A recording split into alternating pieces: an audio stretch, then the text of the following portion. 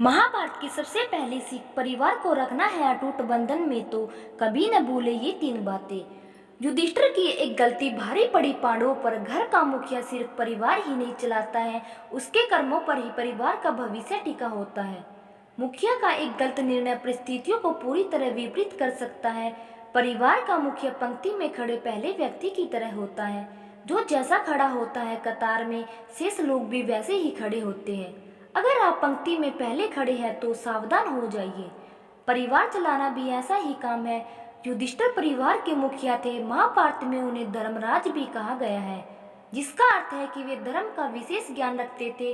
लेकिन इसके बाद भी उन्होंने एक बहुत बड़ी गलती कर दी, जिसके कारण पांडवों को वनवास जाना पड़ा और दुख भोगने पड़े। जुआ खेलने की लत सिर्फ युधिष्ठिर को थी। दुर्योधन से जुआ भी उन्होंने अकेले ही खेला, लेकिन परिणाम सबने भुगता। द्रौपदी का चीरहरण हो गया, पांचों भाइयों को वन में जाना पड़ा, राजपाट हाथ से चला गया, सुंदर नगर इंद्रप्रस्थ भी दुर्योधन ने जीत लिया। क्रम सिर्फ एक ही गलत था, जुआ। युधिष्ठिर अगर जुआ नहीं खेलते तो शायद इतना अपमानित नहीं होना पड़ता। यदि आप परिवार के मुखिया हैं तो आपकी जिम्मेदारी भी ज्यादा है। निजी आनंद, निजी स्वार्थ के लिए कोई ऐसा काम न करे जिसका परिणाम पूरे परिवार को भुगतना पड़े। जब भी आप कोई निर्णय ले तो यह सोच कर ले कि उसका परिणाम पूरे परिवार को भुगतना पड़ सकता है। कभी भी सिर्फ निजी शौक या हित के लिए कोई काम न करें, हमेशा दूरदृष्टि का उपयोग करें।